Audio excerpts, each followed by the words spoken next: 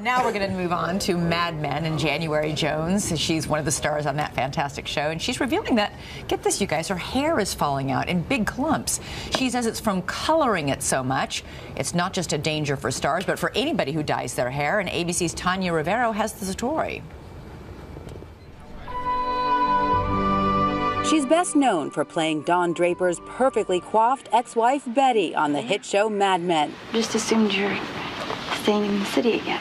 But now 35-year-old actress January Jones is admitting looks can be deceiving, at least when it comes to hair. She tells Grazia Daily her hair is falling out in clumps, adding she should just shave it and wear a wig. Jones believes it's from changing her color so much over the past year. Take a look. She's gone from bombshell blonde to radiant red extensions, back to blonde, then brunette and blonde again, as seen last night at the Screen Actors Guild Awards. Many hairstylists warn against excessive coloring. The high chemicals that are used, over frequency with coloring your hair, can actually result in breakage and hair loss. Doctors say genetics and certain medical conditions like thyroid disease also play major roles in female hair loss.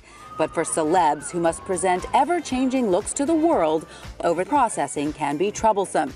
Take the case of Kelly Osbourne, who has seemingly experienced every hair color under the sun.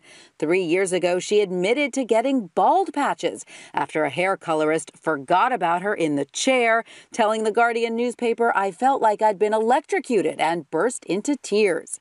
Lady Gaga, a natural brunette, has also discussed the difficulties of maintaining her signature platinum blonde look, telling People magazine she must occasionally get a chemical haircut because my blonde hair is falling out. My advice to anyone who colors their hair too much would be make sure you're using the right products for what you're doing, let's say highlighting or covering gray, and also make sure you are conditioning enough. For Good Morning America, Tanya Rivero, ABC News, New York.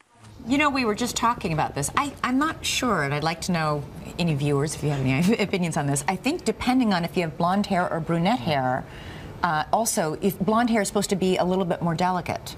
Let me check. A little fun. Yeah,